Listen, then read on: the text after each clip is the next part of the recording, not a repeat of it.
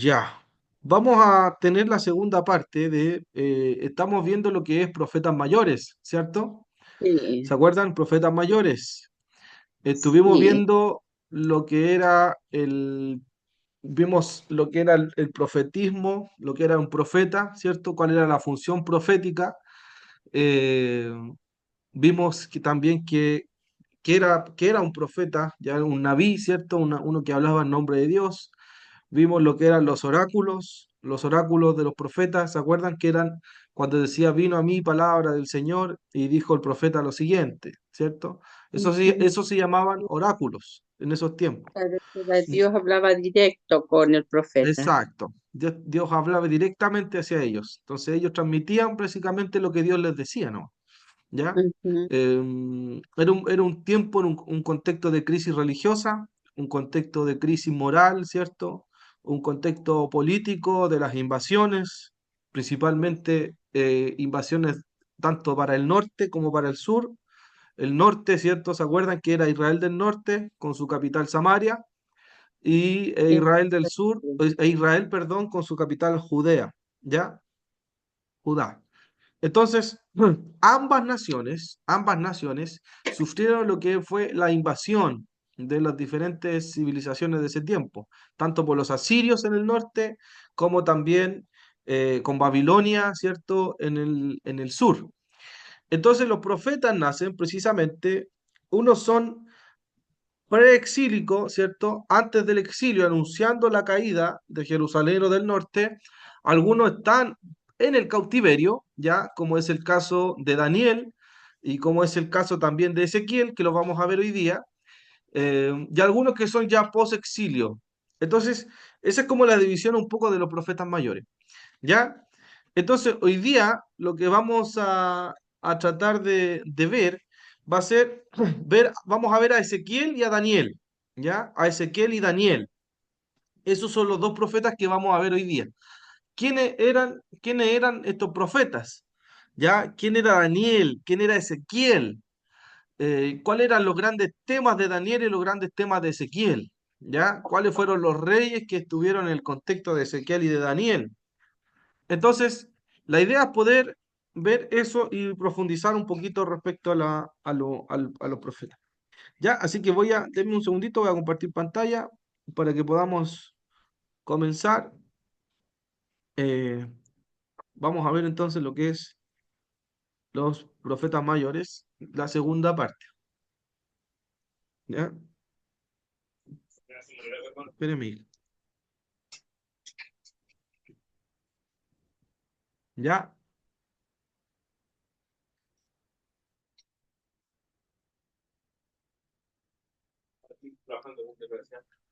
Ya.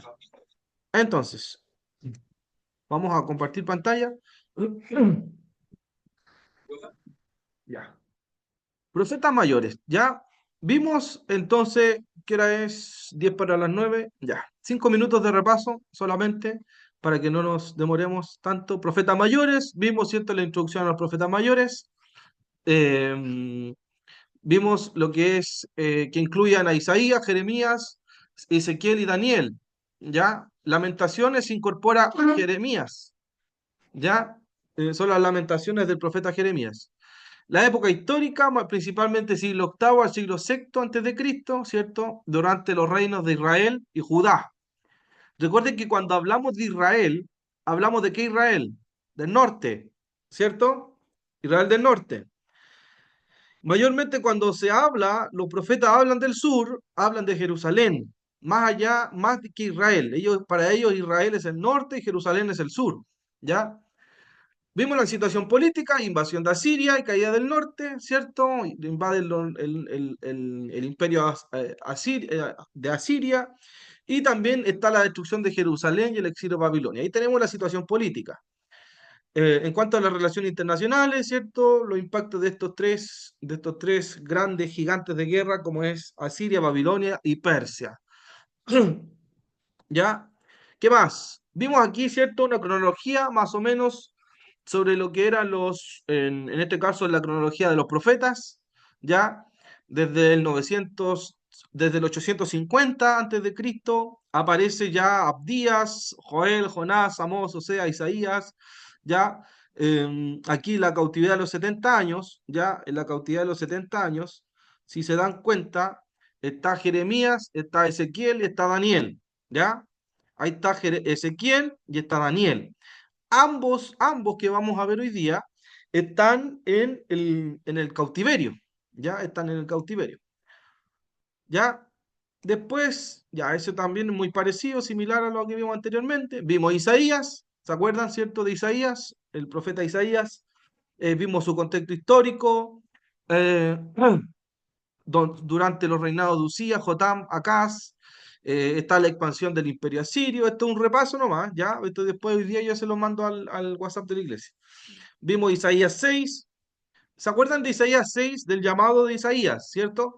Cada profeta tiene un llamado de Dios. Entonces, la forma en que Dios llamaba a los profetas era una forma igual donde Dios le prestaba harta ropa, harto respaldo, ¿ya? Porque era duro ser profeta en ese tiempo, no era fácil, ¿ya? Eh, era mayormente austero, eran mayormente, cierto, que vivían solos, eran hombres que incomodaban a la gente, eran hombres que tenían una palabra de santidad también para el pueblo, una palabra de volverse a Dios. A diferencia de hoy día que vemos profetas en Lamborghini, en mansiones y yates y tanta cuestión, a diferencia de esos profetas, los profetas del Antiguo Testamento eran hombres austeros, ya que vivían simplemente dependiendo de Dios. Ya, la relevancia. ¿Cuál es la gran relevancia de Isaías? Ahí para que ustedes, si es que no lo notó, tiene que anotarlo, ¿cierto? Que anuncia la venida del Mesías. ¿Ya? Isaías anuncia al Mesías. ¿Ya? En Isaías 53, el siervo sufriente. ¿Se acuerda que lo vimos? Y la esperanza de una redención para Israel. El gran tema de Isaías, por lo tanto, que va a venir el Mesías, que van a ser el Mesías. Va a venir el Mesías de Israel, ya, y va a traer esperanza, vaticina un poco lo que es la muerte de Jesús, el proceso de Jesús en la cruz, ¿cierto? Como lo hemos visto. Entonces, eso es uno de los grandes temas. ¿Cuál es el mensaje central de Isaías? Juicio y esperanza, ¿cierto? ¿Por qué el juicio? Porque había idolatría, ¿cierto? Había injusticia social, había corrupción en Israel y en Judá. Corruptos por todos lados había en ese tiempo. No se salvaba prácticamente ninguno. Yo creo que las guaguas nomás se salvaban. ¿Ya? ¿Pero por qué? Porque todo el pueblo cayó en idolatría. ¿Ya? Hubo juicios contra Siria, no se salvaron ni los reyes extranjeros. Otra de las potencias que había ahí están aquí nuestros queridos egipcios. ¿Ya? Egipto también fue una de las potencias en el tiempo de los profetas. ¿Ya? La esperanza de restauración y el siervo sufriente que lo vimos. Profetizó durante estos reyes, Usías, Jotán, Acaz y Ezequías. Vimos Jeremías, su contexto histórico. También hablamos de Jeremías, ¿cierto? Conocido como el profeta llorón, por el profundo sufrimiento que él sentía por ver a su nación caer, ¿cierto? Él pasaba por las calles y habían mujeres abandonadas, tiradas. O si usted lee Lamentaciones, hermano, es terrible Lamentación, ¿ya? Y a lo mejor la NTV, de hecho la versión NTV puede que lo grafique un poco más cruel que otras versiones porque es más actual. Entonces, manifiesta todo este proceso del lamento por la caída. ¿Ya? ¿Por qué? Por este punto. ¿Logra ver el puntero láser? ¿Qué está ahí? ¿Sí? Ya. Por este punto, porque fue testigo de la mayor catástrofe para Judá. Por eso Jeremías era llorón, por más, ¿cierto? Entonces, por eso era conocido. ¿Ya? ¿Qué más? ¿Cuál era el mensaje de Jeremías? También de juicio y restauración, muy similar a Isaías. ¿Ya? Venía juicio, el juicio era inminente, pero también siempre había un mensaje de esperanza. ¿Ya? Es como nuestra vida los profetas. O sea, a veces nos equivocamos, pecamos, ¿cierto? Y pareciera que viene el juicio de parte de Dios sobre nuestra vida, y después de eso siempre nos garantiza que hay restauración. ¿Ya? Hay restauración de poder volver a Dios. ¿Ya? Jeremías predice, ojo aquí, ojo, porque Jeremías predice los 70 años de cautiverio. Esos 70 años que estuvo cautivo en Babilonia, Jerusalén, esos 70 años fue también lo que tuvo también Daniel allí. ¿Ya? Lindo, hija. ¿Ya? Entonces, él profetizó los 70 años y exhorta al pueblo a aceptar el juicio de Dios. Lamentaciones es la reflexión sobre la destrucción de Jerusalén, expresando el profundo dolor y arrepentimiento nacional. Ya, ahí está el contexto de Lamentaciones, ya lo podemos ver después, los reyes, ya. Y vamos con Ezequiel, el gran Ezequiel. Ya, esta es una imagen de Ezequiel. Le pedí a una IA que me hiciera la imagen más clara de Ezequiel y me hizo esta, y yo creo que es muy clarita. Porque Ezequiel no era en rigor profeta. Lo que Ezequiel era sacerdote, ¿ya? Ezequiel era un sacerdote, era de la línea de Aarón. Acuérdense que el requisito para ser sacerdote tenía que ser ¿de qué tribu? Desactiven el micrófono, el más rápido. Leví. De Leví, ¿cierto? De la tribu de Leví. Ya era, era de la tribu de Leví, ¿ya? Y eran descendientes, por lo tanto, ¿cierto? De grandes sacerdotes como Sadoc, ¿cierto? Que ellos eran hombres que Dios usaba en el templo. Entonces, Ezequiel, ¿quién era Ezequiel? Vamos a ver al tiro. Ya. Aquí está la biografía de Ezequiel. ¿Ya? Esta es la biografía de Ezequiel. Ezequiel, Ezequiel, ¿ya? Ezequiel en hebreos, que significa Dios fortalecerá, ¿ya? O Dios es fortaleza. Eso significa Ezequiel. Su lugar de nacimiento es en Jerusalén, ¿cierto? En Israel, en Jerusalén. Ya, Jerusalén, acuérdense que es, en este caso, Israel del sur prácticamente, el sur. ¿En qué época? En el siglo sexto antes de Cristo, ¿ya? ¿Y cuál era la ocupación de Ezequiel? Era sacerdote y después Dios lo llama a ser profeta, ¿ya? El requisito, ¿a qué edad partía el profeta? ¿Alguien sabe a qué edad partían los profetas? A los 40 años. No, ¿No? ellos partían a los 30 años, se A los comenzaban a 30. desarrollar como profetas, ¿ya? A los 30 años ellos se preparaban antes, los profetas, ¿cierto? Había una escuela de profetas, y el profeta mayormente partía a los 30 años, ¿ya? Pero dice la historia que Ezequiel, Dios lo llamó a los 25 años, ¿ya? 25 años. También como sacerdote, ¿ya? Entonces, Dios se adelanta un poco en el proceso y Dios lo llama antes. ¿Cuál es el contexto histórico? Ezequiel fue llevado cautivo a Babilonia durante el segundo exilio. ¿Ya? Aquí está, el segundo exilio. Fueron tres exilios mayormente que hizo Babilonia. ¿Ya? En el segundo exilio, bajo el reinado de Nabucodonosor II, tenía 25 años. ¿Vamos entendiendo, Ezequiel? ¿Sí? ¿Cierto? Sacerdote, Dios lo llama al profetismo, fue cautivo en el segundo periodo en el segundo cautiverio, ¿ya? Vivió entre los exiliados en Babilonia y profetizó durante el periodo de la caída de Jerusalén, ¿ya? ¿Cuáles eran las características destacadas de Ezequiel? Ezequiel es bien conocido por sus visiones, ¿cierto? A lo mejor muchos de ustedes han topado con alguna visión de Ezequiel, ¿cierto? Hay visiones raras y las visiones de Ezequiel, ¿ya? Hay visiones media extrañas y las de Ezequiel, ¿ya? No sé si se han dado cuenta. Y para qué decir las de Daniel también, ¿ya? Entonces vamos a ver hoy día dos profetas ahí bien particulares. Eh, Está la visión de la gloria de Dios en Ezequiel capítulo 1 y la visión del valle de los huesos secos, es conocida esa en el 37, ¿cierto? Los huesos secos, como nosotros, somos bien huesudos nosotros, ¿cierto? Más escondido que otro hueso a lo mejor, pero esa visión de los huesos secos es de Ezequiel. ¿Cuáles eran las características destacadas? Visiones, conocido, ya lo vimos ya.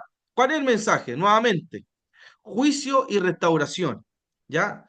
Predicó sobre el juicio inminente de Israel, nuevamente. ¿Cuál era lo que tenían en común, hermanos? ¿Cuál era el gran pecado de la nación? La idolatría. La La idolatría. idolatría era el gran Ah, ahora pecado dijo. de la nación, ¿cierto? La idolatría. ellos idolatraban a los diferentes dioses, a Sera, Baal, ¿ya?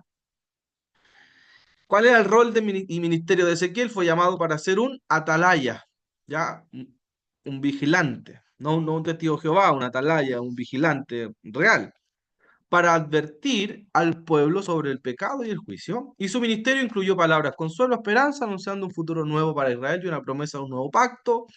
¿Cuál fue la fama de Ezequiel? Cierto que fue uno de los profetas mayores en la Biblia, y su libro es conocido por un estilo poético, miren qué interesante, más que narrativa histórica de Ezequiel, es un estilo poético y simbólico, mucho simbolismo.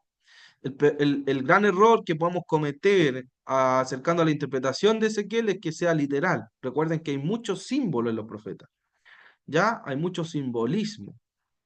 Eh, y contribución, su profecía fundamental para comprender el exilio y la esperanza de restauración. ¿Ya? Miren, yo tomé esto, me tomé el atrevimiento de tomar esta cronología que la hizo el pastor Jim Masurek en la celebración de los 70 años de la Asamblea de Dios, porque me pareció interesante este cronograma de la vida de Ezequiel. ¿Ya? Se dan cuenta, nace Ezequiel, ¿cierto? Aquí aparece en el 622. La primera invasión de Babilonia es en el 606, ¿ya? Usted a lo mejor no se va a acordar mucho de la fecha después, pero le va a servir para estudio personal, ¿ya? En el 597, Ezequiel se va cautivo en ese año, se lo llevan, agarran a Ezequiel y ¡pum! Se lo llevan para Babilonia. Ya está en la segunda invasión de Babilonia, ¿se dan cuenta de lo que hablábamos? Y a los 25 años, ya a los 30 años, ¿cierto? De los 30 años hasta los 50 años, más o menos fue su duración del ministerio sacerdotal y profético. Y ya después, ya en el 86, fue la tercera invasión de Babilonia. Esas son las tres invasiones de Babilonia, ¿ya? Las que están ahí. El 606, el 597 y el 586, ¿ya? Esas fueron las invasiones. Entonces, este les va a servir a lo mejor después. Esto se lo voy a mandar. ¿Quién fue Ezequiel? Ezequiel fue un profeta que ministró en el exilio de Babilonia. Ahí tenemos que eso guardarnos en la cabeza. ¿Dónde ministró Ezequiel? En el exilio. Hay unos preexilio, en el exilio y posexilio. Recuerden que siempre, mayormente, ese es el contexto de los profetas. ¿Ya? Antes del exilio, en el exilio y posexilio. ¿Cierto? Ezequiel estuvo ¿dónde? En el exilio. Ahí mismo. ¿Ya? Donde las papas quemaban, allí estuvo Ezequiel. ¿Ya? ¿Cuáles fueron los reyes? Si bien Ezequiel no estuvo bajo reyes israelitas, sino principalmente bajo los reyes de Babilonia, ¿ya? El rey Joaquín de Judá, Joaquín, fue deportado a Babilonia junto con otros líderes judíos durante su reinado, y Ezequiel fue llevado en ese mismo exilio cuando se llevaron a Joaquín, ¿ya? Entonces, este era Ezequiel. Ahora, ¿qué es interesante de Ezequiel? Para que ustedes puedan poner atención en este caso. La referencia clave está en Ezequiel 1, capítulo 1. Mire, vamos a las escrituras. ¿Quién tiene Ezequiel 1? Alguien busque Ezequiel capítulo 1. Hermana Verónica, usted. Ezequiel capítulo 1, versículo del 1 al 3. ¿Ya? Para que lo pueda buscar ahí en su Biblia. Mientras lo busca la hermana Verónica, para que avancemos, ¿cuál es el contexto del profeta? ¿Cierto? Ya lo vimos, se exilió en Babilonia en el año 597, antes de la caída final de Jerusalén. Ya eso se lo he dicho 4 veces, así que ahí de memoria, ¿cierto? En el exilio. Su llamado y su visión, ¿cierto? Recibe visiones apocalípticas, ¿cierto? Medias extrañas, que a lo mejor para nosotros sería medio extraño ver hoy día, sobre la gloria de Dios, el juicio venidero y la restauración futura, ¿ya? Y cuando aquí es donde Dios dice, en algún momento dice, yo me voy a ir de acá. Qué fuerte eso. Me voy de acá, dice Dios. Me voy de esta nación. Adiós, me voy. Y se va la gloria de Dios, se va. ¿Ya? Entonces es súper fuerte Ezequiel porque en algún momento, no sé si lo vamos a ver acá, no recuerdo, Ezequiel, me parece capítulo 17, 18 o 19, habla acerca de Jerusalén como la gran ramera. Trata a Jerusalén como una ramera, ¿cierto? Te crié, te di a beber, te cuidé, te traté, ¿cierto? Como una novia prácticamente. Dios, ¿cierto? Siendo como este esposo de Israel, y después dice, en cambio tú te prostituiste con otras naciones, ¿cierto? Fuiste para allá, y después Dios la vuelve a traer a esta prostituta que la trata a Jerusalén de manera fuerte, y después ya comienza nuevamente a tratarla con cariño y con amor. Entonces es bien duro Ezequiel para tratar, principalmente a Jerusalén, ¿ya? Porque fue tanta, hermanos, la aberración que hubo en ese contexto que Dios abandonó completamente a Jerusalén, lo abandonó, ya no había nada, no había Dios, pudiésemos decir, ¿ya? Hermana Verónica, ¿lo encontró? Ya, léalo nomás. Era uno, ¿cuánto dijo? 113. 1:13, para que veamos el contexto de Ezequiel, miren. Ya, dice, el 31 de julio de mis 30 años de vida, me encontraba con los judíos en el destierro junto al río Quebar, en Hasta ahí, Babilonia. hasta ahí, Ya, hasta ahí. ¿A qué edad tenía entonces Ezequiel? 30, 30 años, 30 ¿cierto? años. Ahí se dan cuenta, 30 años. Ajá. ¿Dónde estaba? Vuelvo a Eh, leerlo, se, miren, enco- para que los hermanos lo escuchen. Se encontraba con los judíos, dice, en el destierro junto al río Quebar, en Babilonia. Ya, estaba en Babilonia. Ahí nos Ujú. confirma la escritura que estaba ¿dónde? En En Babilonia, Babilonia, con los demás judíos, ¿cierto? O con los sea, judíos. ya estaba ahí. Dale nomás, siga nomás, hermano. Cuando se abrieron los cielos y tuve visiones de Dios. O sea, está hablando como que ahí él estaba ahí porque dice, claro, cuando se abrieron los cielos y tuve visiones de Dios. En ese Ujú. momento, cuando estaba con los judíos, ahí, Exacto, ¿cierto? ahí tuvo visiones. Ahí tuvo visiones. Dice, eso ocurrió durante el quinto año de cautividad del rey Joaquín. Ya, Joaquín nuevamente Ya. está cautivo Y ahí, el ¿cierto? 3 dice, el Señor le dio este mensaje al sacerdote Ezequiel, hijo de Busí, junto al río Quebar, en la tierra de los babilonios. Y él sintió que la mano del Señor se apoderó de él. Ya. Ahí nos confirma varias cosas, ¿cierto? ¿Dónde estaba Ezequiel? ¿Cuántos años tenía? Y su oficio. ¿Cuál era el oficio entonces? Era sacerdote. ¿Se dan Ah, cuenta? claro. Sacerdote. A diferencia de otros profetas, Ezequiel era sacerdote. ¿Ya? Ya, entonces ahí el 1 al 3 nos marca quién era Ezequiel. Su ministerio profético, acá donde está, donde tengo el puntero láser, ¿cierto? Estamos en esta parte. El ministerio profético, Ezequiel predica tanto a quienes, a los exiliados en Babilonia, como a los que permanecieron en Judá. O sea, el ministerio profético de Ezequiel fue amplio, ¿ya? Fue amplio. Fue un profeta que amplió la visión de parte de Dios. ¿Y cuál es la relevancia? Miren qué interesante. Se enfoca en la soberanía de Dios. No había un rey más grande que Dios, ¿ya? Dios quiso demostrar que a pesar de que él abandonó a su pueblo, ni Nabucodonosor, ni Darío, ni Asuero, ni los reyes de Asiria, ni nadie era más grande que él, ¿ya? Porque él iba a hacer caer a toda esta civilización. ¿Se entiende? Entonces, eso es. Ahora, ¿cuál es el gran tema de Ezequiel? Mire, si nosotros dividimos el libro de Ezequiel, todos sus capítulos, dividámoslo de la siguiente manera. ¿Les parece? El juicio de Ezequiel, ¿cierto? Ezequiel del 4 al 24 narra los juicios contra Jerusalén por su, ¿qué dice ahí? Idolatría, ¿cierto? Del 4 al 24, su idolatría y rebelión. O sea, dedicó 20 capítulos para juicio. ¡Pum! Iba a caer el juicio sobre ustedes.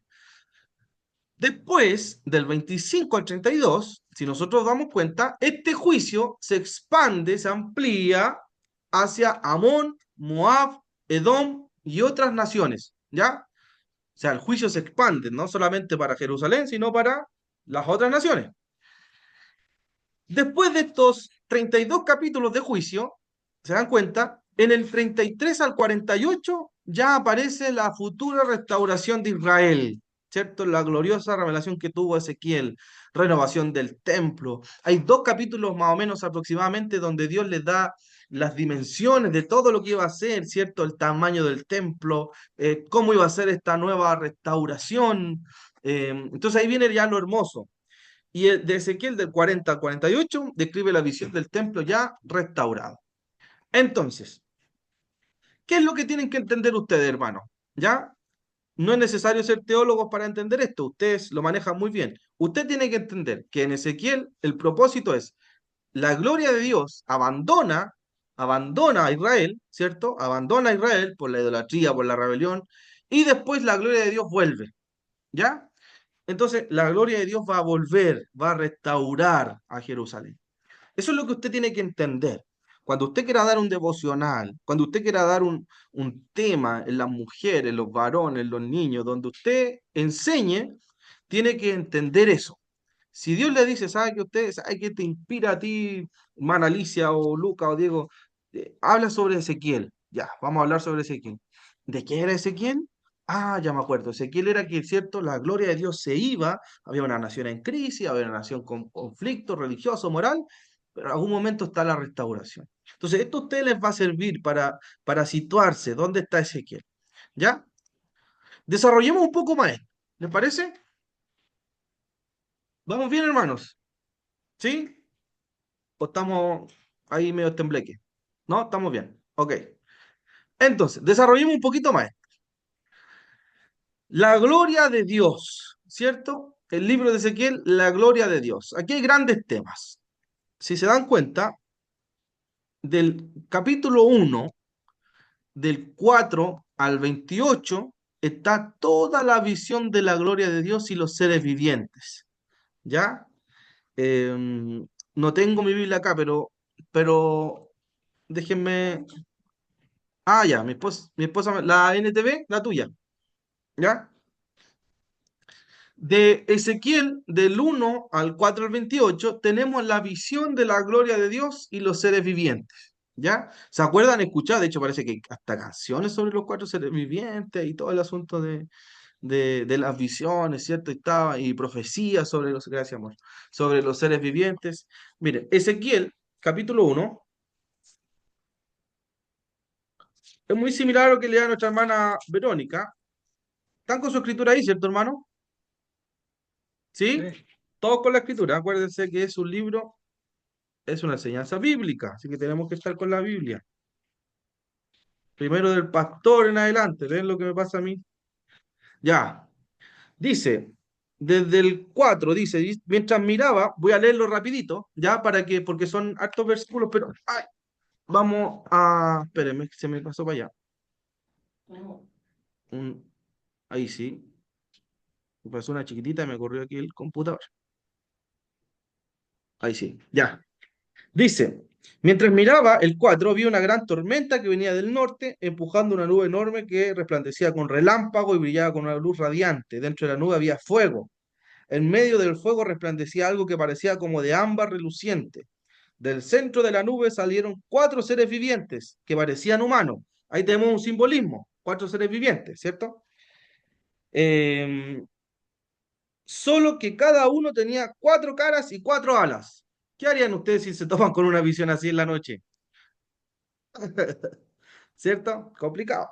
Las piernas eran rectas y los pies tenían pezuñas como las de un becerro y brillaban como bronce bruñido. Pude ver que debajo de cada una de las cuatro alas tenía mano humana, así que ya, y ahí empieza a relatar, ¿cierto? El 10, vamos al 10, dice, cada uno tenía cara humana, por delante, cara de león a la derecha, cara de buey a la izquierda y cara de águila por detrás. Cada uno tenía dos pares, y ahí empieza Ezequiel.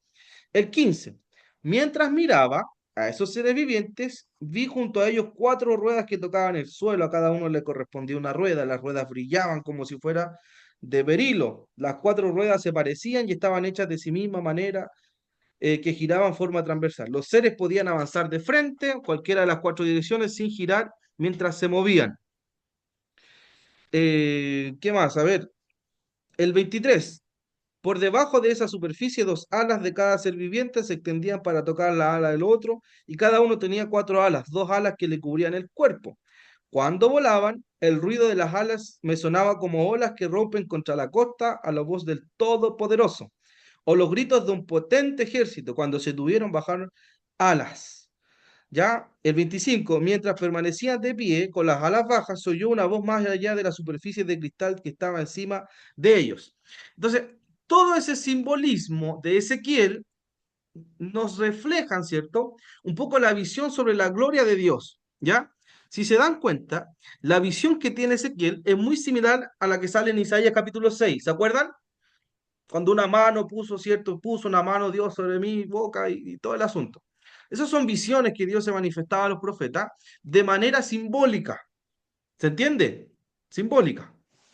¿Ya? simbólica.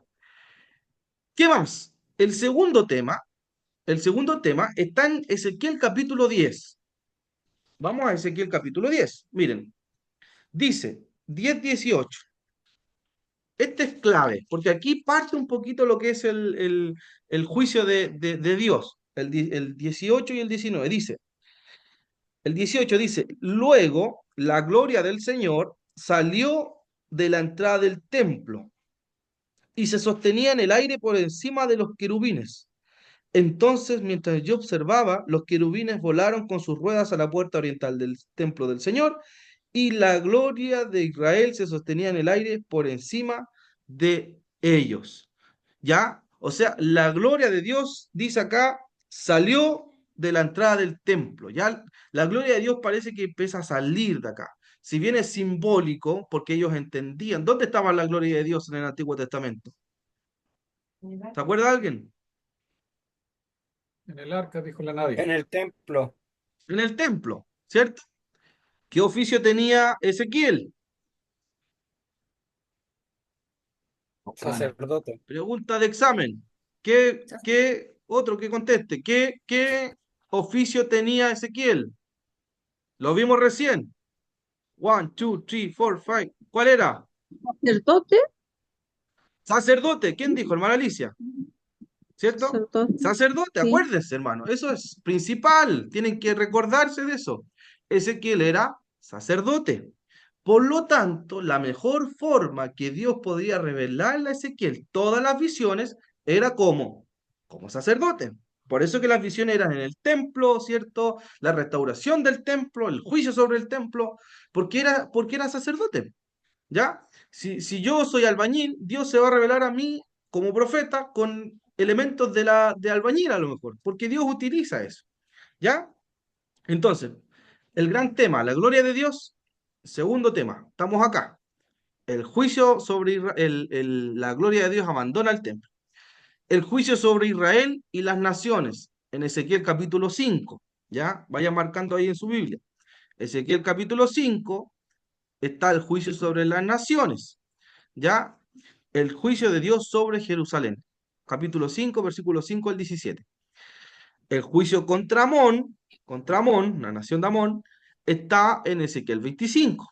¿Ya? Ahí vamos marcando, vamos anotando. El rol de la atalaya, el rol de la atalaya, que es un gran tema también importante en Ezequiel, está en Ezequiel capítulo 3, 16 al 21, ¿cierto? Y el tema, la responsabilidad de la atalaya, en el 33, 7, 11. ¿Ya? Entonces, tenemos algunos grandes temas acá de Ezequiel. La gloria de Dios, el juicio sobre Israel y el rol del atalaya. ¿Ya? 3 temas. ¿Vamos bien? ¿Sí? Ya. Ok. Otros temas interesantes en Ezequiel. El nuevo corazón y el espíritu nuevo. Ezequiel capítulo 11. Nuevamente capítulo 11. ¿Cierto? Capítulo 11, del 17 al 21.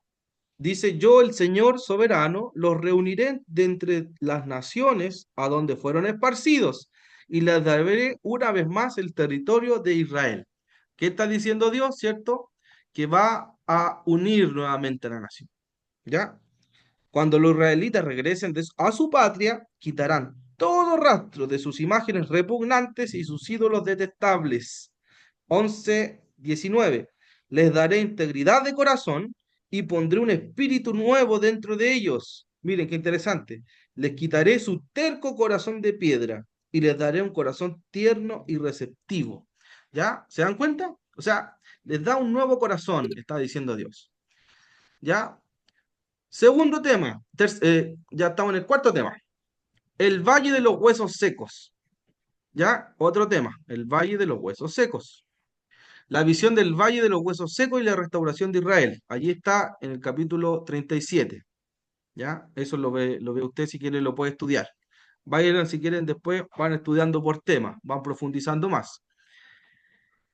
Y también tenemos también el templo y la restauración futura. Acuérdense que todo el capítulo hasta el 30 y algo era de juicio, puro juicio, ¿cierto? Pero miren, vamos al 43. Este sí lo vamos a leer, porque este es clave, en Ezequiel. Ezequiel. Dice, después el hombre me llevó de regreso a la puerta oriental. De pronto, la gloria de Dios, del Dios de Israel, que dice, apareció desde el oriente. ¿Qué había desaparecido? La gloria, ¿cierto? ¿Se acuerdan? Desapareció la gloria. Pero miren lo que dice Ezequiel. Apareció desde el oriente. El sonido de su venida era como el rugir de aguas torrentosas y todo el paisaje resplandeció con su gloria. Esta visión fue igual a las otras que yo había tenido, primero junto al río Quebar, capítulo 1, ¿se acuerdan que estaba en Quebar? Y después cuando él vino a destruir Jerusalén. Caí con el rostro en tierra y la gloria del Señor, miren qué hermoso esto, hermano. Y la gloria del Señor entró ¿dónde? Al templo. Volvió a entrar la gloria al templo, ¿ya? Por la puerta oriental. Luego el Espíritu me levantó y me llevó al atrio interior y la gloria del Señor llenó el templo. No solamente entró, sino que llenó el templo. Entonces oí que alguien me hablaba desde el interior del templo. Mientras el hombre que tomaba las medidas se ponía a mi lado, el Señor me dijo, hijo de hombre, este es el lugar de mi trono y el lugar donde pondré los pies. Viviré aquí para siempre entre los israelitas. Ni ellos ni sus reyes volverán a profanar mi santo nombre, cometiendo adulterio al rendir culto a otros dioses y honrando las reliquias de sus reyes ya muertos. ¿Qué hicieron? Colocaron los altares para sus ídolos junto a mi altar. Profanaron el templo de Dios con solo un muro de separación entre ellos y yo. ¿Qué más hicieron los israelitas? Profanaron mi santo nombre con ese pecado tan detestable. Por eso los consumí en mi enojo. Que dejen ya de rendir culto a otros dioses y de honrar las reliquias de sus reyes. Esa es la condicionante. Y yo viviré entre ellos para siempre. ¿Cuál era el requisito? ¿Cierto? Que dejen de honrar a los otros ídolos. El 10, hijo de hombre, describa al pueblo de Israel el templo que te he mostrado para que ellos se avergüencen de todos sus pecados. Deja que estudien el plano del templo y se avergonzarán de lo que hicieron. Descríbeles todas las especificaciones del templo, incluidas las entradas, las salidas y todos los demás detalles. Háblale de los decretos y las leyes del templo, escribe todas las especificaciones y los decretos mientras ellos observan, para que sin falta los recuerden y los sigan. Esta es la ley fundamental del templo. ¿Cuál es? Dice, santidad absoluta. Toda la cumbre del monte donde está el templo es santa. Sí, esta es la ley fundamental del templo. ¿Ya? ¿Se dan cuenta? Que la gloria de Dios vuelve al templo, pero ¿cuál era el requisito? La santidad. El pueblo, si volvía a caer, lamentablemente después volvió a caer, eh, ¿cierto? Es un spoiler que ya ustedes lo saben, lamentablemente era santidad absoluta para ellos. O sea, iba a quedar la gloria, llenó el templo, pero tenía que haber completa santidad. Y el 47, vamos un par de capítulos más adelante, al 47, tome su Biblia, y aquí ya es una visión escatológica casi. ¿Saben? ¿Se acuerdan lo que vimos que era escatológica? Los eventos futuros. ¿Se acuerdan? Eventos futuros, la venida del Señor, todo eso se llama escatología. Entonces, todo lo que tiene que ver con la vuelta del Señor, la tierra futura, es lo que se llama. Ya, el 47 dice, el 1, y con esto termina Ezequiel. En mi visión, el hombre me llevó nuevamente a la entrada del templo. Allí vi una corriente de agua que fluía hacia el oriente por debajo de la puerta del templo y pasaba por la derecha de la parte sur del altar. El hombre me llevó hacia afuera del muro por la puerta por norte y me condujo hasta la entrada oriental. Allí pude ver que el agua fluía por un lado sur de la entrada oriental. Me llevó a lo largo de la corriente del agua y mientras avanzábamos, él iba midiendo. ¿Ya? Cuando llegamos a 530 metros, me llevó a través de la corriente. El agua me llegaba a los tobillos. Midió otros 530 metros y una vez más me llevó a través de la corriente. Esta vez el agua me llegaba hasta las rodillas. Hay una canción con este versículo, ¿cierto? Esta vez el agua me llegaba hasta la rodilla. Después de otros 530 metros, el agua me llegaba a la cintura. Iba llegando el agua.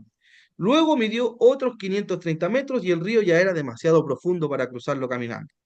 Había buena profundidad para nadar, pero demasiada para atravesarlo a pie. Me preguntó, hijo de hombre, ¿has estado observando? Después me llevó de regreso por la orilla del río, ¿cierto? Lo devuelve. Al volver me sorprendió ver muchos árboles que crecían en ambos lados del río. Entonces me dijo, este río fluye hacia el oriente, atraviesa el desierto y desemboca en el Mar Muerto. Esta corriente hará que las aguas saladas del Mar Muerto se vuelvan puras y dulces. Vivirán cantidad de criaturas vivientes por donde llegue el agua de este río. Abundarán los peces en el mar muerto. Miren la profecía de esperanza. Pues sus aguas se volverán dulces. Florecerá la vida en donde llegue esta agua. Habrá pescadores a lo largo de la costa del mar muerto. Desde Engadí hasta Englaín, toda la costa estará cubierta de redes secándose al sol. El mar muerto se llenará de toda clase de peces, igual que en el Mediterráneo. No obstante, los pantanos y las ciénagas no se purificarán, quedarán salados. A ambas orillas del río crecerá toda clase de árboles frutales. Sus hojas nunca se marchitarán ni caerán, y sus ramas siempre tendrán fruto. Cada mes darán nueva cosecha, pues se riegan con el agua del río que fluye del templo. Los frutos servirán para comer y las hojas se usarán para sanar. ¿Ya? Entonces, ahí está la visión del río de vida que fluye en el templo. ¿Se dan cuenta? O sea, todo lo malo que había de juicio de Israel, ya comienza a parecer que había una luz de esperanza en Ezequiel. ¿Ya? Y después ya viene el capítulo 48, que son la división de la tierra entre las tribus y todo lo que tiene que ver ya con acontecimientos históricos. Pero Ezequiel nos habla también con una doble profecía acá, muchos plantean, que tiene que ver con esta restauración futura también en el Nuevo Testamento. ¿Ya? Porque Juan toma mucho también de Ezequiel, de estas visiones, los seres vivientes, las visiones que tiene Ezequiel, los toma Juan en Apocalipsis. ¿Ya? Entonces, Ezequiel era sacerdote, ¿cierto? Ya lo vimos. Ezequiel tenía visiones extrañas, Ezequiel estaba en el exilio, en medio del exilio. Dios lo usó para traer juicio a Jerusalén, pero Dios lo usó también para traer esperanza a Jerusalén. ¿Cuáles eran los grandes temas? La gloria de Dios se va y la gloria de Dios vuelve, ¿cierto? Va y vuelve. Antes que volviera, ¿qué hubo? Aquí donde está el puntero láser.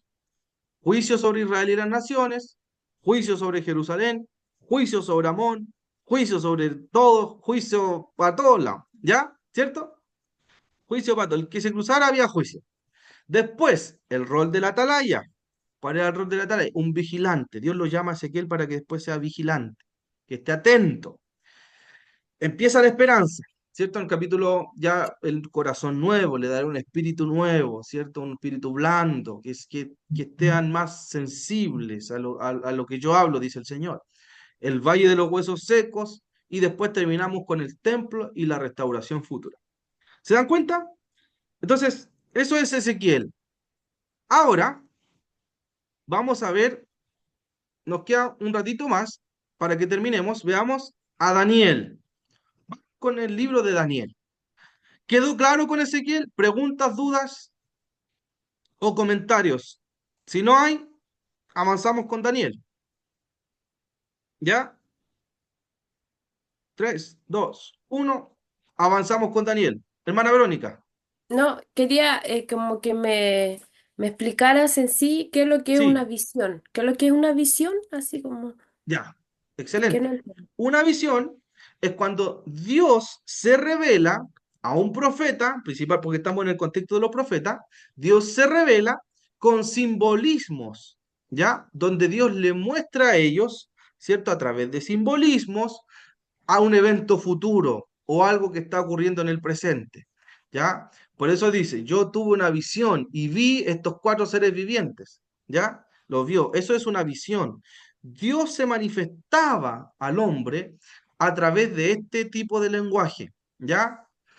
¿Cómo se llamaba este lenguaje? En la semana pasada se los dije y se me olvidó el concepto. Era Dios se, porque hay varias formas en que Dios se revelaba. Una de las formas era antropomorfismo, ¿ya?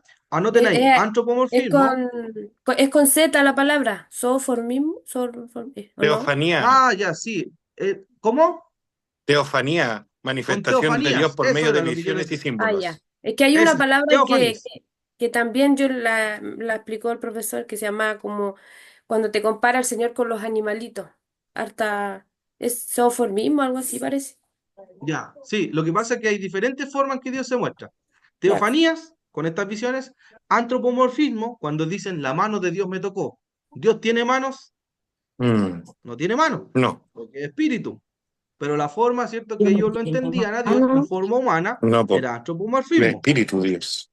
Jesús Claro, sí, ya Dios en el no. Nuevo Testamento aparece la imagen de Jesús ya. Otro concepto, para que anoten ahí, para que en su biblioteca mental lo tengan presente, es antropopatismo. El antropopatismo es cuando Dios se manifiesta en expresiones, en sentimientos humanos.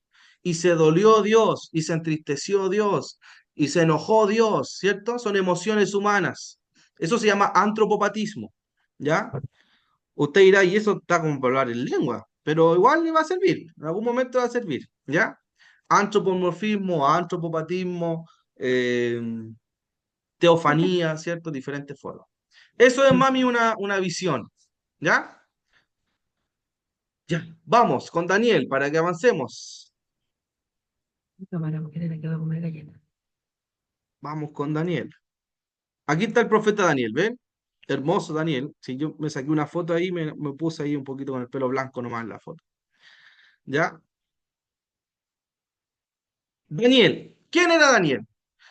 ¿Nos desligamos de Ezequiel mentalmente o todavía están con Ezequiel? Ya, mueva la cabeza así nomás y se rebobina la mente. Ya, vamos con Daniel ahora. ¿Ya? Brrr. Listo. Peguémonos ahí. Listo. Ya, vamos con Daniel ahora. Terminamos Ezequiel. Tiramos para atrás Ezequiel. ¿Ya? Ahora vamos con Daniel. El profeta Daniel. ¿Qué significa Daniel? Daniel en hebreo significa Dios es mi juez. ¿Se acuerdan qué significa Ezequiel? Pregunta de prueba. Ahí está difícil, ¿ves? ¿Qué significa Ezequiel? ¿Se acuerdan? Sí, es para preguntar nomás, por preguntar. Dios fortalece, Dios fortalecerá. Excelente. Dios fortaleza, ¿cierto? Dios mi fortaleza, Dios fortalecerá.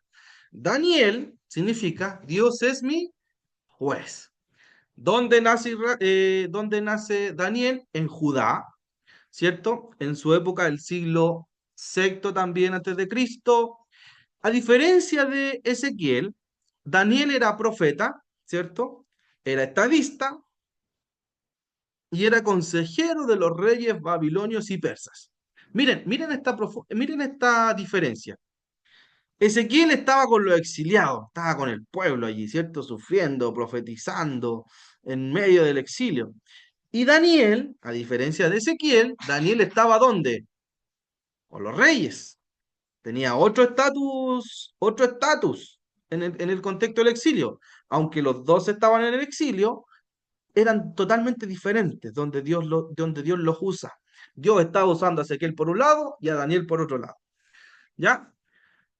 ¿Qué más? El reino.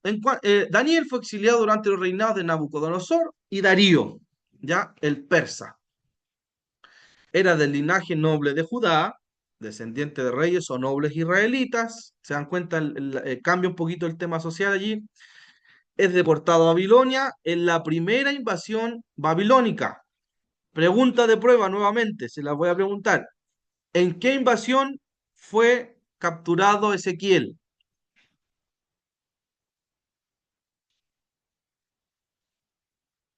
No me hablen a la pantalla, desactívense los micrófonos. La segunda, ¿no?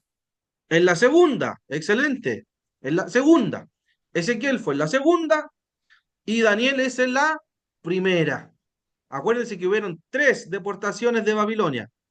Primera, Daniel, segunda, Ezequiel. ¿Ya? ¿Cuáles son los roles que ya vimos ya? Sirvió como consejero de la corte de Babilonia y Persia. La- ¿Cuál era el don que Dios le dio a Daniel? Que interpretaba sueños y visiones. ¿Ya? Ezequiel tenía las visiones y Daniel también interpretaba las visiones. ¿Ya? Miren qué inteligente Dios para usar a los profetas. ¿En qué época sirvió? En Nabucodonosor II, en Belsasar de Babilonia, en Persia con Darío y con Ciro. ¿Ya? Se cree que Daniel vivió alrededor de 80 años, sirviendo a varios reyes durante más de 6 décadas, conocido por su sabiduría, por su integridad, ¿se acuerdan? Daniel capítulo 1, y su capacidad para interpretar sueños y visiones proféticas. ¿Cuál fue el milagro notable? Sobrevivió milagrosamente en el foso de los leones. ¿Ya? Esa es una de los milagros. ¿Qué más? Daniel, contexto histórico de Daniel, para que podamos entender al profeta. Daniel capítulo 1, versículo del 1 al 7. Yo se lo voy a leer acá. Dice, durante el tercer reinado de Joacim, rey de Judá, Daniel capítulo 1, llegó a Jerusalén, ¿quién? El rey Nabucodonosor de Babilonia. ¿Y qué hizo acá? La sitió. Ahí partimos el contexto. La sitió. ¡Pum! Desapareció Babilonia. O sea, la sitió. Se metieron ellos ahí, invadieron. El Señor le dio la victoria sobre el rey Joacim de Judá y le permitió llevarse algunos de los objetos sagrados del templo. Mire qué interesante el versículo 2. Dios le dio la victoria a Nabucodonosor, a un rey pagano. ¿Pero por qué? Porque ya venía cierto juicio. Así que Nabucodonosor se los llevó a Babilonia, algunos elementos del templo, y los puso en la casa del tesoro del templo de su Dios. El 3. Luego el rey ordenó a Aspenaz, jefe del Estado Mayor, que trajera al palacio a algunos de los jóvenes de la familia real de Judá. Y aquí nos marca el estatus un poquito de Daniel, a diferencia de Ezequiel, ¿cierto? De la familia real de Judá y de otras familias nobles que habían sido llevados a Babilonia como cautivos. Selecciona solamente a jóvenes sanos, fuertes y bien parecidos, le dijo. O sea, Daniel era buen parecer. Asegúrate de que sean instruidos en todas las ramas del saber, en inteligente, por lo tanto, que estén dotados de conocimiento, de buen juicio y que sean aptos para servir en el palacio real. Enseña a estos jóvenes el idioma y la literatura de Babilonia. El rey les asignó una ración diaria de la comida y del vino que provenían de su propia cocina. Debían recibir entrenamiento por 3 años y después entrarían al servicio real. Consulta al público. Hay un libro histórico en la Biblia que aparece una situación muy similar a Daniel. ¿Se acuerdan de quién? José. Ya, pero que está en el contexto precisamente de Babilonia. Ah, Una mujer. ah.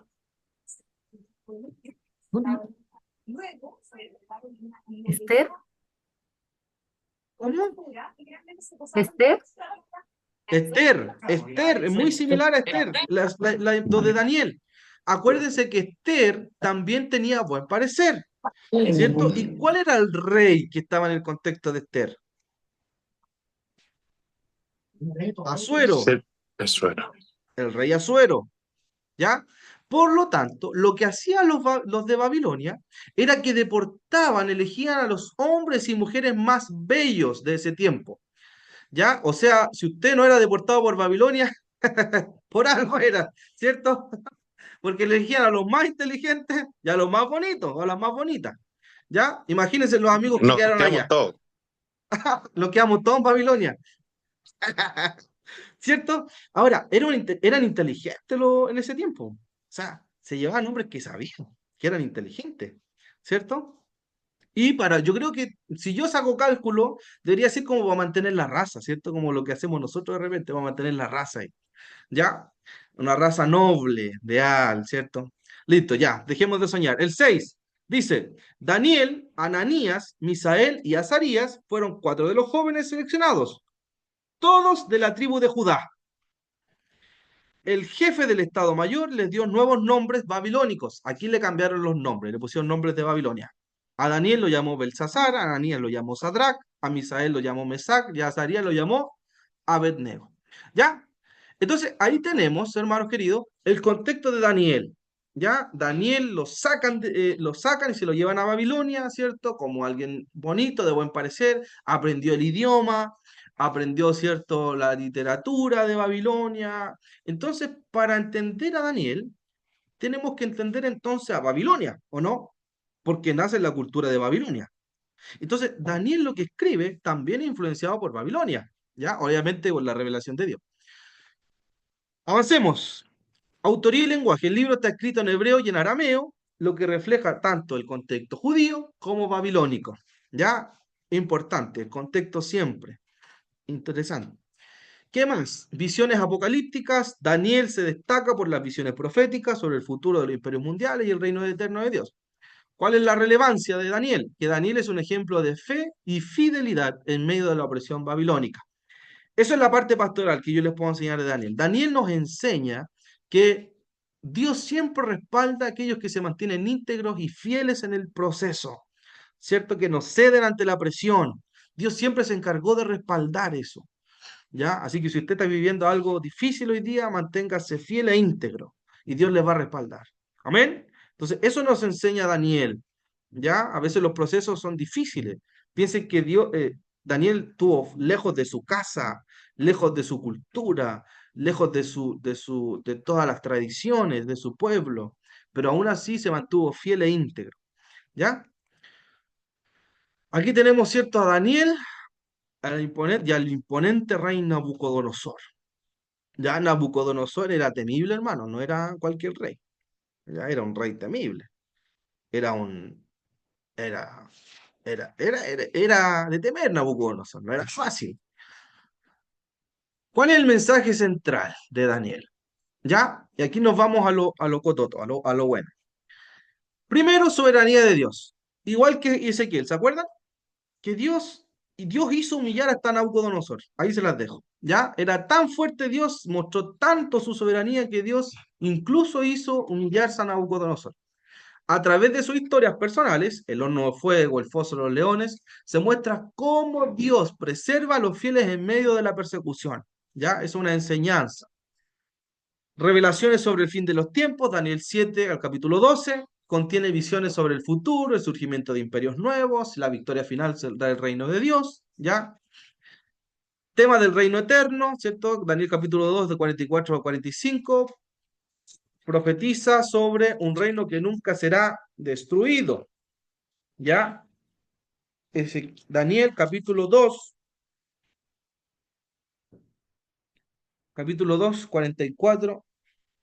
Miren, el 44 y el 45, están con su Biblia, ¿cierto? Dice: durante los gobiernos de esos reyes, el Dios del cielo establecerá un nuevo reino que jamás será destruido o conquistado.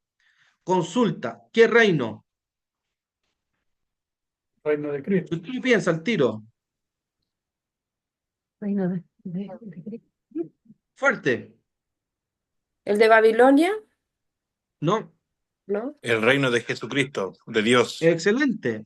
¿Por qué? Dice, miren lo que dice. Este reino jamás será destruido. Consulta, ¿todos los reinos cayeron? Cayeron. Sí, Cayó el gran imperio de Roma, cayó Babilonia, cayeron todos. Entonces Daniel está hablando proféticamente. Jamás será destruido o conquistado. Miren, aplastará por completo a esos reinos y permanecerá para siempre.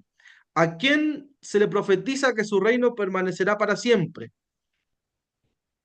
En un libro histórico, en Samuel. ¿A quién le dice? a David.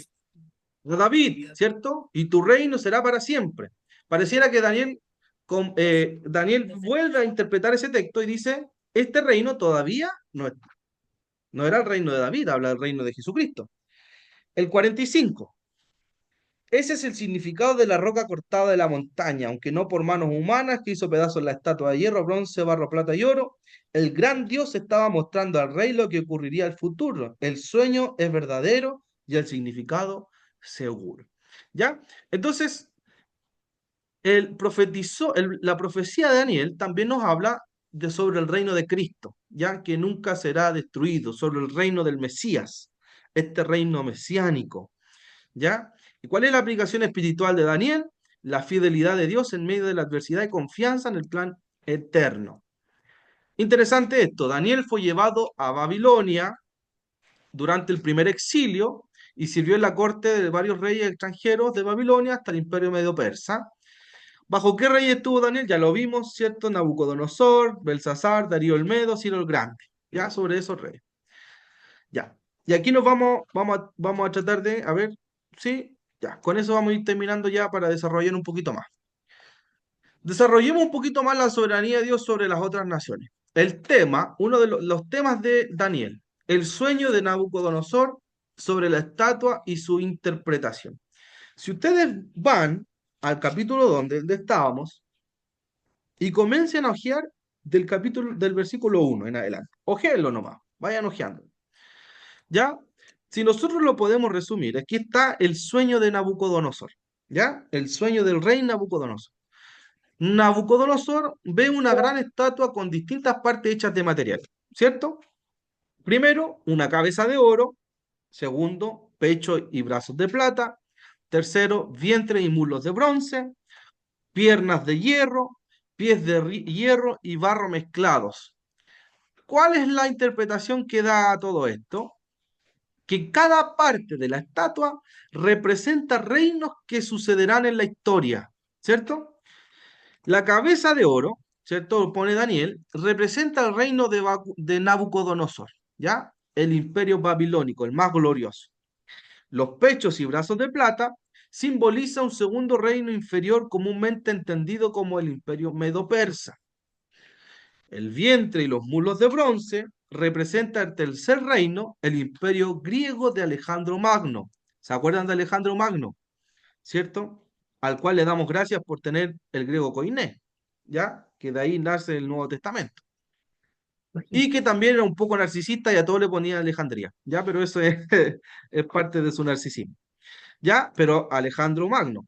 Las piernas de hierro representan un cuarto reino fuerte identificado como el romano, ¿ya? Y todos los reinos que vendrían a esclavizar a Israel. Y el pie de hierro y barro representa un reino dividido, ¿cierto? Donde hay fuerza, pero también debilidad, simbolizando los reinos fragmentados después de Roma, ¿ya? Entonces, Daniel tiene interpreta los sueños de Nabucodonosor, ¿cierto? Donde todos estos reinos más adelante iban a aparecer, ¿ya?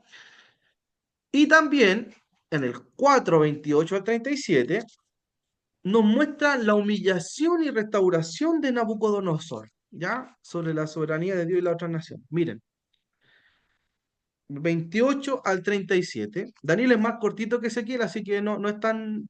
Ezequiel es largo, hermano, es largo. Pero Daniel no tanto. Miren, el 4, el 28, dice: Sin embargo, todas estas cosas le ocurrieron al rey Nabucodonosor.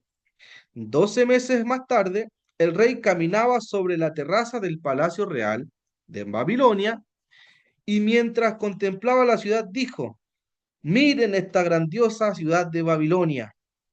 Edifiqué esta hermosa ciudad con mi gran poder para que fuera mi residencia real a fin de desplegar mi esplendor majestuoso. Mientras estas palabras aún estaban en su boca, se oyó una voz del cielo que decía: Rey Nabucodonosor, le hablaron a Nabucodonosor, este mensaje es para ti. ¿Qué le dijo la voz? Ya no eres gobernante de este reino, serás expulsado de la sociedad humana. Mire lo que le dice la voz del cielo. Vivirás en el campo con los animales salvajes y comerás pasto como el ganado. Durante 7 periodos de tiempo vivirás de esta manera hasta que reconozcas que el Altísimo gobierna los reinos del mundo. O sea, imponente Dios. Y los entrega a cualquiera que él elija. En ese mismo momento se cumplió la sentencia y Nabucodonosor fue expulsado de la sociedad humana. ¿Qué pasó con el rey? Comió pasto como el ganado y lo mojó el rocío del cielo. Vivió de esa manera hasta que el pelo le creció tan largo como las plumas de las águilas y las uñas como las garras de un ave. Cuando se cumplió el tiempo, yo, Nabucodonosor, ¿quién está escribiendo ahí ahora? Nabucodonosor, ¿cierto? Miren, dice yo, Nabucodonosor. Nabucodonosor dice, yo, Nabucodonosor, levanté los ojos al cielo. Me parece que se convirtió más que otros reyes Nabucodonosor. Recuperé la razón, dice Nabucodonosor. Alabé y adoré al Altísimo y di honra a aquel que vive para siempre. Y hasta profeta salió, su dominio es perpetuo y eterno es su reino. Todos los hombres de la tierra no son nada comparados con él. Él hace lo que quiere entre los ángeles del cielo y entre la gente de la tierra. Nadie puede detenerlo ni decirle, ¿por qué haces estas cosas? Cuando recobré la razón, también recuperé mi honra, mi gloria y mi reino. Mis asesores y nobles me buscaron y fui restituido como cabeza de mi reino, con mayor honra que antes. Ahora yo, Nabucodonosor, alabo, glorifico y doy honra al Rey del cielo. Todos sus actos son justos y verdaderos. Y es capaz, mire la frasecita que se manda Nabucodonosor, y es capaz de humillar al soberbio. ¿Se dan cuenta? O sea, Nabucodonosor vivió todo ese tiempo, pero después tuvo la restauración y glorificó al Dios del cielo. Y este temible hombre quedó hecho nada ante la majestuosidad del Señor. ¿Se dan cuenta? O sea, si el rey Nabucodonosor fue humillado, hermanos, por el Señor, nosotros tenemos que afirmarnos aún más, ¿cierto? Dice, me gustó esa frase, y es capaz de humillar al soberbio.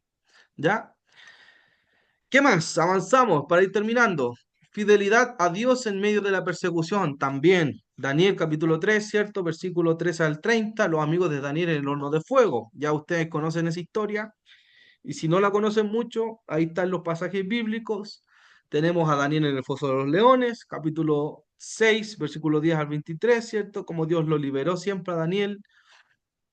Después nos saltamos acá, tenemos el reino de Dios y el fin de los reinos humanos, ¿cierto?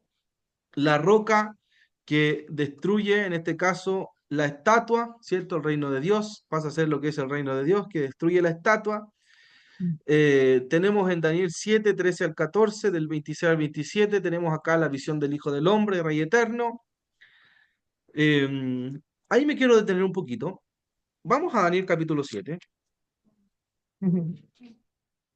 7.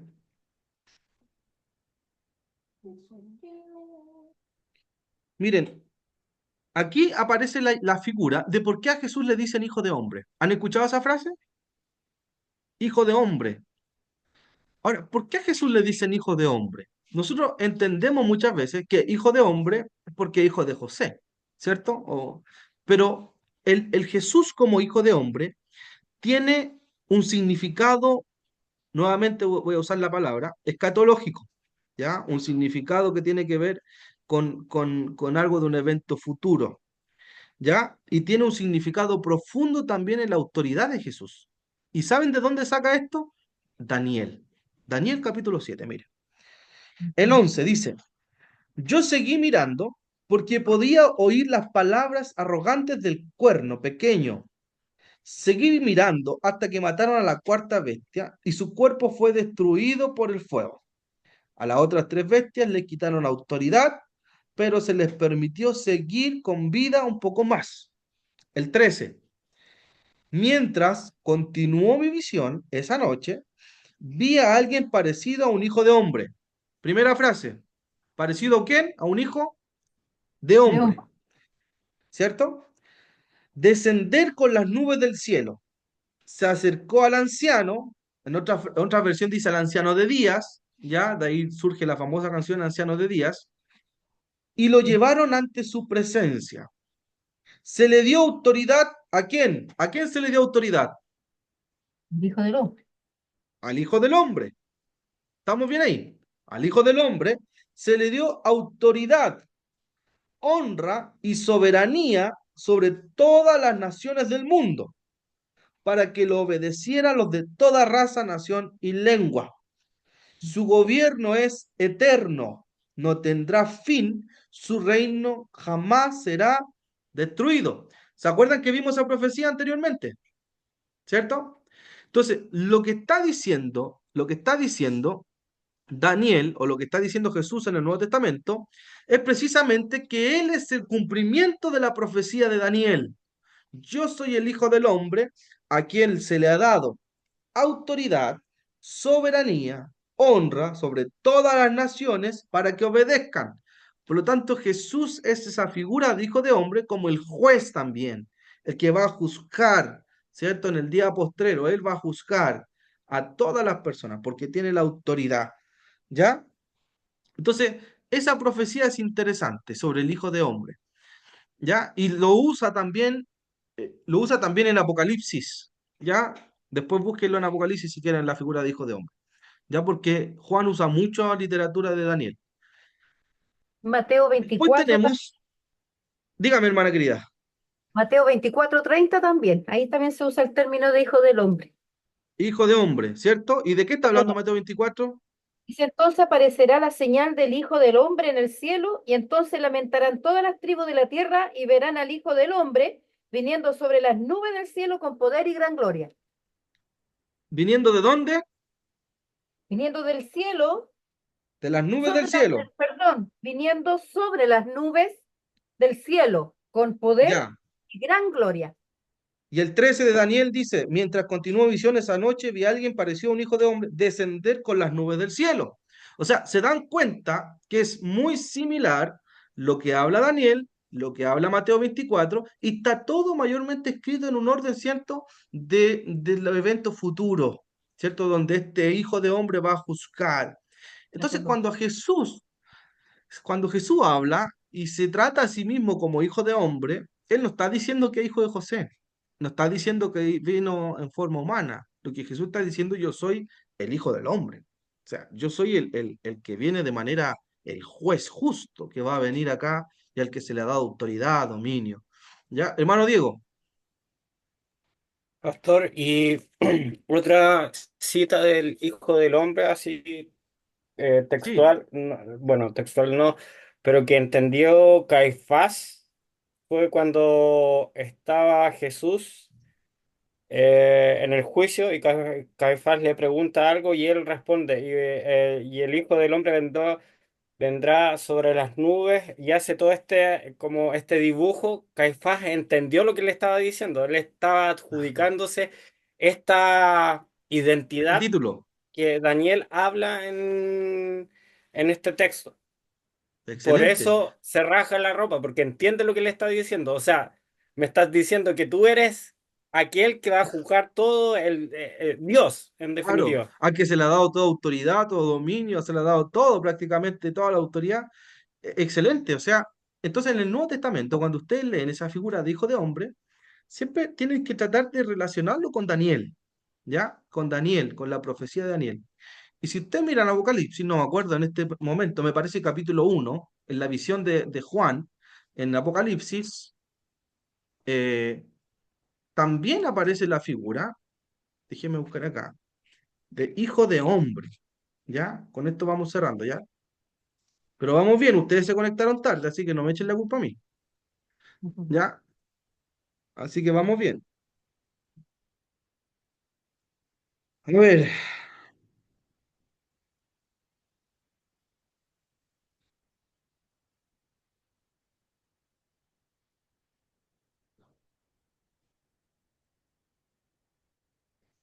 miren, vamos a ver el Apocalipsis capítulo 1 1:13, versículo.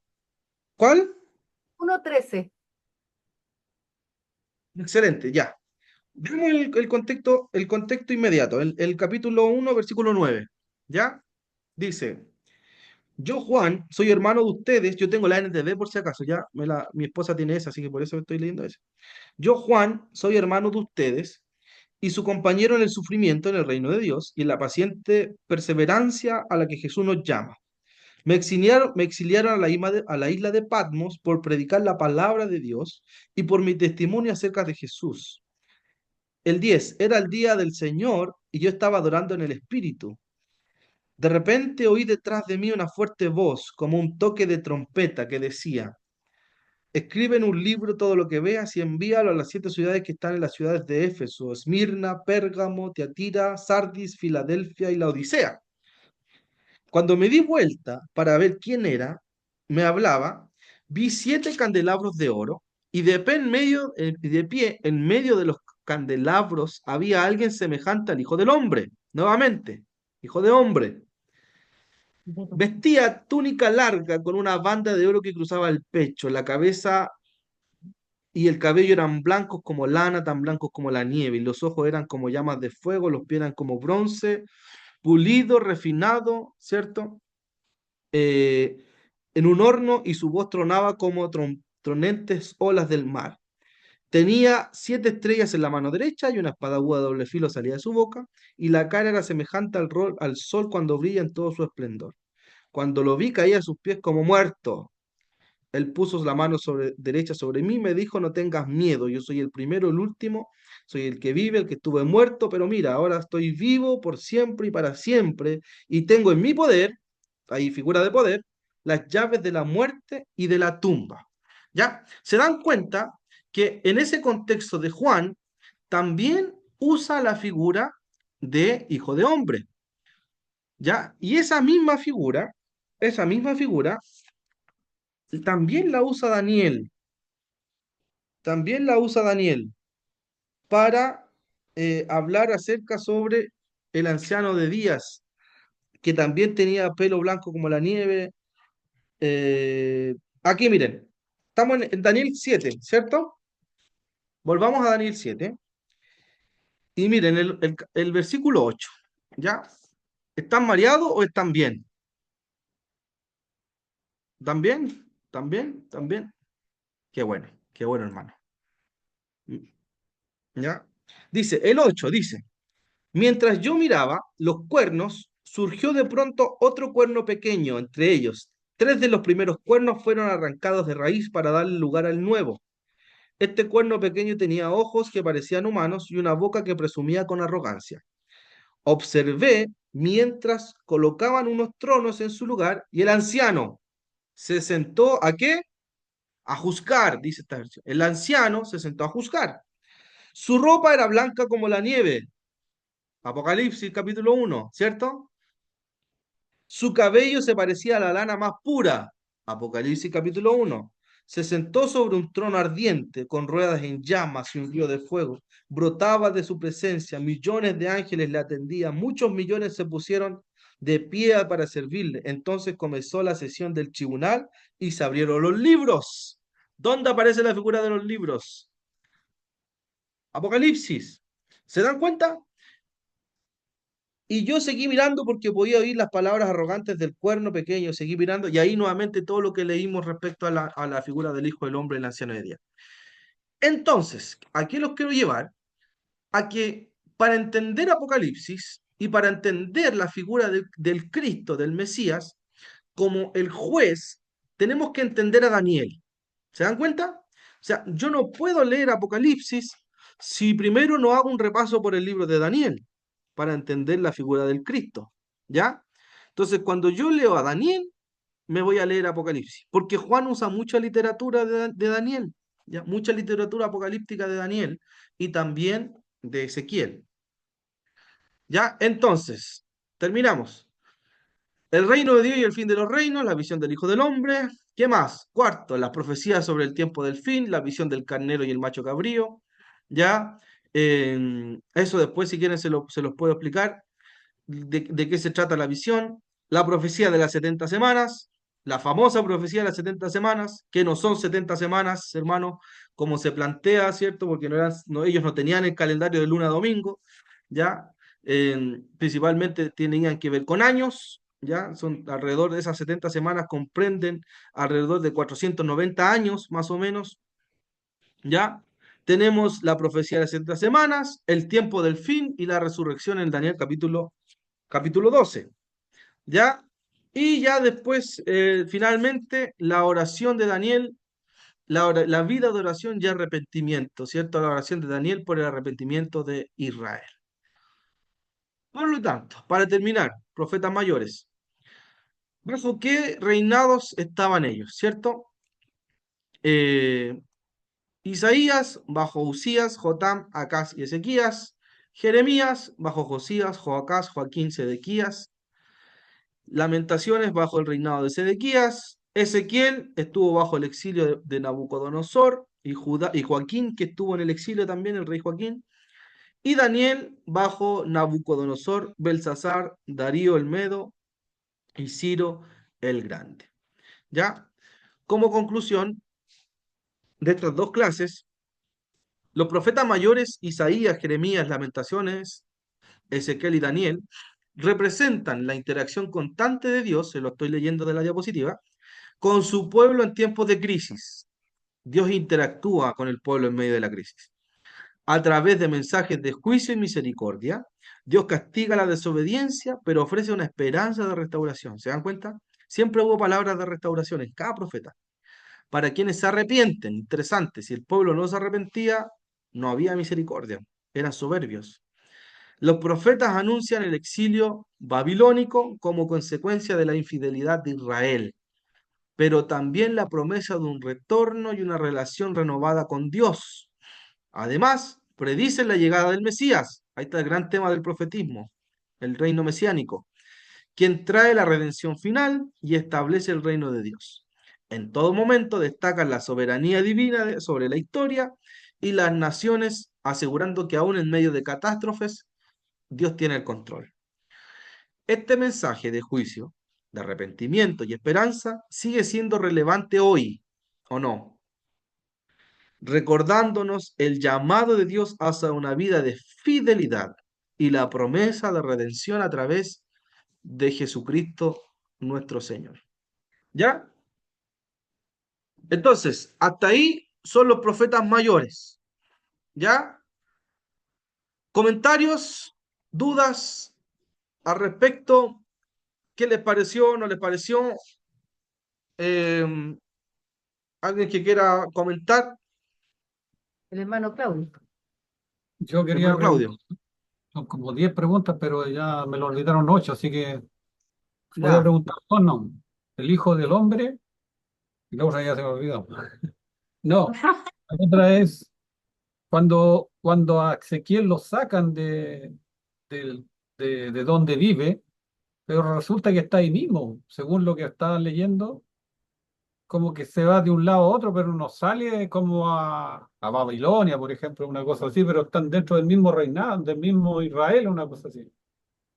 Porque si Dios ¿Ya? dice después, se va, yo me voy de Israel, dice, Ujú. algo aquí, pero y él está en cautiverio y ha sido llevado a cautiverio a ese lugar, entonces ahí no entendí.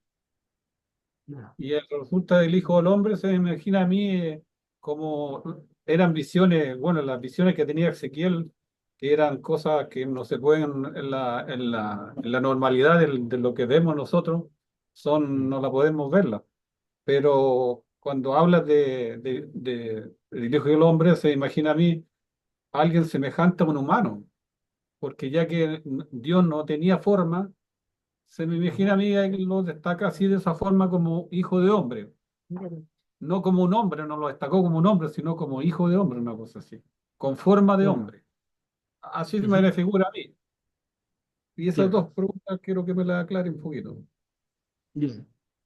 Bueno, respecto a Mira, la primera pregunta, sí, respecto a la primera pregunta, es sí, cuando Dios abandona bueno, en primer lugar, tiene que ver con ¿cómo se llama? Con Ezequiel. Ezequiel fue llevado al exilio en Babilonia, ya a él lo sacaron de su tierra natal, salió de Judá y se lo llevaron a Babilonia. Él fue deportado para allá, ya, no es que estuvo en Judá, se lo llevaron. ¿Por qué? Hay que entender que cuando él habla del templo o habla de diferentes elementos que nos podríamos asociar a Jerusalén, tiene que ver cuando Dios le habla en visiones, ¿ya? En visiones más que de manera literal allí en el templo, ¿ya? Entonces, él fue parte de las deportaciones del Imperio Babilónico bajo el rey Nabucodonosor, de la segunda. Se lo llevaron, lo tomaron de Judá y se llevaron a un grupo de judíos y se lo llevaron a Babilonia, ¿ya? Ezequiel, por lo tanto, fue llevado al exilio durante la segunda deportación de Judá a Babilonia. Y esto ocurrió después de que el rey de Nabucodonosor sitiara Jerusalén por primera vez, que era en el año 605, ya cuando también se llevaron a otros jóvenes como Daniel y otros nobles a Babilonia. Sin embargo, la primera deportación no acabó con la resistencia de Judá. Hay que entender que Judá también intentó resistirse ante el sitio, pero en este caso no fue posible. ¿Ya? Y en el 597, Nabucodonosor volvió a invadir Jerusalén cuando el rey Jeconías, ya, o Joaquín, se rebeló contra Babilonia. En esa ocasión, el ejército de Babilonia capturó a Jeconías, ¿cierto? Y a todos los ciudadanos reales, incluyendo a Ezequiel. Y ahí se llevan a Ezequiel, en la segunda. Ezequiel fue llegado, por lo tanto, junto a otros judíos o a otros jóvenes a Babilonia, ¿ya? El lugar era cerca, de hecho en el capítulo 1 dice que él estaba en el río Quebar, eso era muy cerca de ahí en lo, como en lo propio de Babilonia, ¿ya? El río Quebar. Y en Babilonia, por lo tanto, Ezequiel vivió en una comunidad de exiliados cerca del río Quebar, donde recibió el llamado profético, ¿cierto? La primera visión de Ezequiel, que aparece en el capítulo 1, 5 años después que fue deportado, como lo vimos al principio, ¿ya? Entonces, él en rigor sale de Judá y se lo llevan a Babilonia. Entonces, cuando tiene esta visión del templo, precisamente son visiones, ¿ya? No es que él estuviera en Jerusalén, eran visiones que Dios le mostraba cuando abandonaba la gloria, cuando después la gloria volvía, ¿ya? Eso es como un poquito relacionado a la primera pregunta. Y la segunda, si me la puede preguntar de nuevo, porque se me olvidó a mí también ahora. Hijo de hombre. Hijo de hombre. Yo decía que era semejante a un hombre, en Claro, forma, de la forma humana, porque como no se podía distinguir qué es lo que era un Dios, darle forma en el fondo, Ezequiel ujú, para mí lo distingue como un hijo de hombre, forma visible. Hijo del hombre santo, hijo Sí, del hombre, claro, hijo del. hijo, le el dio una rigor, forma de hombre en el fondo. ah, la palabra Ahora, es ¿por qué le hijo de dio forma de hombre. hombre si en el fondo todavía ni siquiera Cristo había venido a la tierra? Claro, Cristo no había venido, pero acuérdense que hay visiones cristológicas en el Antiguo Testamento, ¿ya? Hay algunas visiones que son cristológicas. De repente el ángel de Jehová, por ejemplo, algunos sitúan que eran tipos de Cristo que se llama, ¿ya? Un tipo de Cristo es como Cristo manifestándose, pero no completamente. En este caso, nuevamente el contexto de hijo de hombre es en visión. Entonces, uno como hijo de hombre y la figura del anciano. Entonces, yo creo que más allá de mostrarle el rostro de este hijo de hombre, yo creo que Ezequiel, o sea, Daniel debe haber visto más allá una silueta como hijo de hombre. Algo similar a un hijo de hombre. Por algo él lo describe como hijo de hombre, porque a lo mejor tenía ciertas características, pero no lo relata tan claro como relata los, por ejemplo, los seres vivientes, como relata otros fenómenos en visiones. Entonces, yo creo que va como algo vio Daniel, pero no completamente, no completamente. Es como muy similar a lo que dicen ustedes. Algo parecido a un hombre, a lo mejor algo así. Habrá querido decir, pastor, como dice ahí en el versículo, dice, y aquí con las nubes del cielo venía uno como un ser humano, podría decir, como algo Claro, parecido a un ser porque, humano. Daniel usa el símil de cómo. Mm, Cómo, cómo es un símil en hermenéutica, en interpretación bíblica, cómo es una figura, es como parecido. El Espíritu Santo vino como paloma, un mm. símil, similar. Pero más que un hombre literal, yo creo que usa la figura de símil, usando a lo mejor elementos ahí propios de las visiones que Dios le daba a Daniel. Ahora, el porqué de las visiones, quizás porque Daniel manejaba un poco el lenguaje y la literatura babilónica, entonces ya manejaba algunos conceptos. O apocalíptica babilónica. Entonces Dios siempre se revelaba en la forma en que ellos conocían. Ellos lograban identificar las visiones. Entonces, es un misterio, yo creo, más allá de lo que dice Daniel. Eso. ¿Preguntas más? ¿Comentarios para que vamos cerrando? Yo creo ¿Se que entendió o no se entendió? Dígame, hermana Nadine. yo creo que dentro de esas profecías que en esos tiempos, el Antiguo Testamento, como sabemos todos, que era una sombra una sombra de lo que había de venir.